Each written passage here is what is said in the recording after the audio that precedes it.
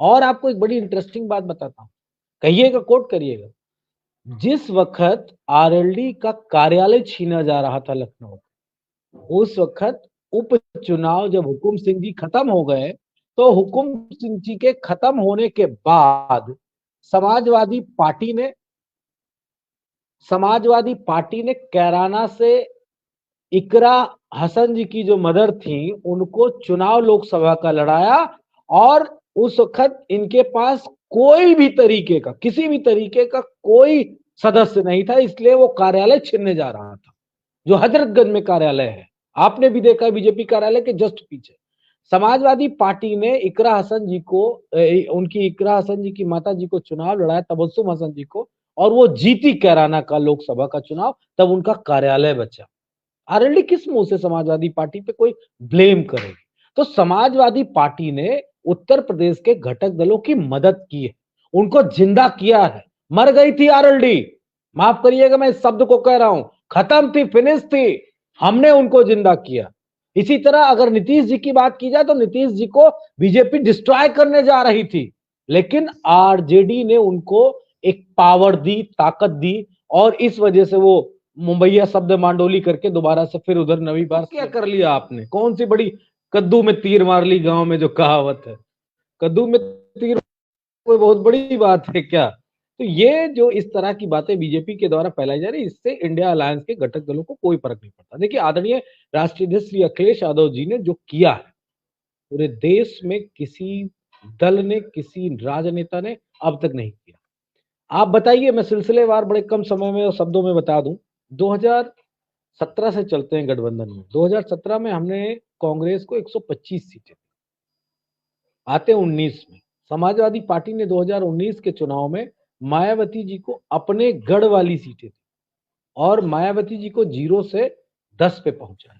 10 लोकसभा के सीटों का मतलब 50 विधानसभा की सीटें आपको हमने जितवाई। और आपका एक जो गिरता हुआ ग्राफ था, उसको हमने, मैं कहता हूं नहीं हाईएस्ट लो पे नहीं ले गए, लेकिन हमने उसको रोका और आपकी उपस्थिति विधान लोकसभा में निश्चित कर। आते हैं आरएलडी पे, लेटेस्ट पार्टी है जो गई है। 0 विधायक थे, आपको याद है? 0 विधायक, सांसद वांसद तो बड़ी दूर की बात थी, 14 से नहीं जीते थे। समाजवादी पार्टी ने 0 से 9 विधायक आरएलडी को कराए, और क्या हुआ, एक राज्यसभा का सदस्य भी थे। और आपको एक बड़ी इंटरेस्टिंग बात बताता हूं, कहिएगा, कोट करिएगा।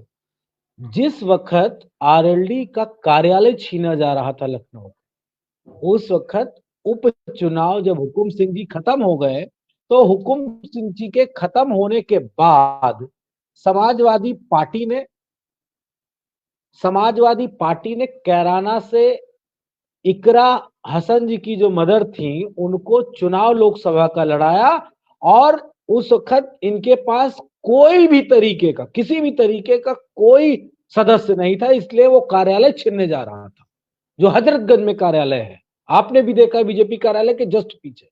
समाजवादी पार्टी ने इकरा हसन जी को, उनकी इकरा हसन जी की माता जी को चुनाव लड़ाया, तबस्सुम हसन जी को, और वो जीती कैराना का लोकसभा का चुनाव, तब उनका कार्यालय बचा।